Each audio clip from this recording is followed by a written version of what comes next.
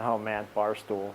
I still remember when I first met Barstool. He was working in a bar, which I guess is pretty normal for someone like that. And since he's a Barstool at a bar, I didn't really think much of it. I would go there every now and then, and I would see him. He'd be working, someone would be sitting on him, no big deal. But the more I went to that bar, the more I saw him, and I started to see that every now and then the owner would let him get up and play his guitar,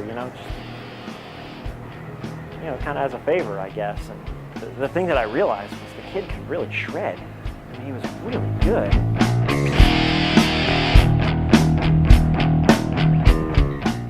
Suddenly, watching people put their asses on his head, it went from normal to just wrong. I felt like he was meant for so much more than that.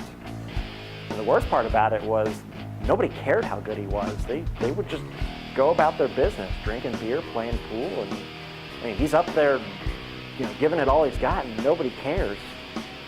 It's like Jimi Hendrix at a VFW. I mean, God, I just thought it was wrong. So I decided to take him under my wing. Literally, I actually picked him up and took him out of the bar and brought him back here. And I introduced him to my friend, Camping Chair. I've known Camping Chair for a long time. I mean, we go way back. He is a great drummer. And he started out as a really good drummer, but we went through a lot to get him to the place where he is now. A lot of late nights, a lot of fights. We both walked out on each other at least one. Well, he doesn't really walk per se, but you get the idea. But he's a hell of a drummer. I'd say he's right up there on that Mount Rushmore of great drummers. With Lars and Neil Peart and Animal from the Muppets. World class. But and the great thing is, they started working well together right away. They harmonized perfectly. They had a great sound, but still I knew with these two guys I only had half a band, or 2/3 of a band if you're Rush, I guess. But I knew I had to fill out the lineup, and I knew there was only one guy I could call who could get me the rest of this band. It was karaoke night. And this office chair just rolls on stage. And I'm like, great, it's gonna be awesome. Probably not. And he starts singing Chumbawamba, and he just had so much passion. So after everybody finally came together, Musical Chairs was formed. And it meshed so well.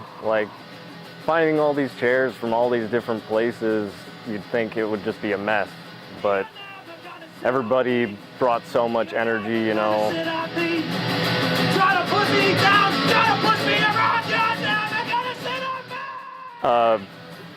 Office Chair really wrote our first big hit with Arms Adjusted. It was just about the flexibility in life a chair could have, I guess, and about the birth of his son, baby desk chair, and it really got me. So even though Barstool was really enjoying himself, living out what he really wanted to do, he was still struggling with alcoholism pretty bad. We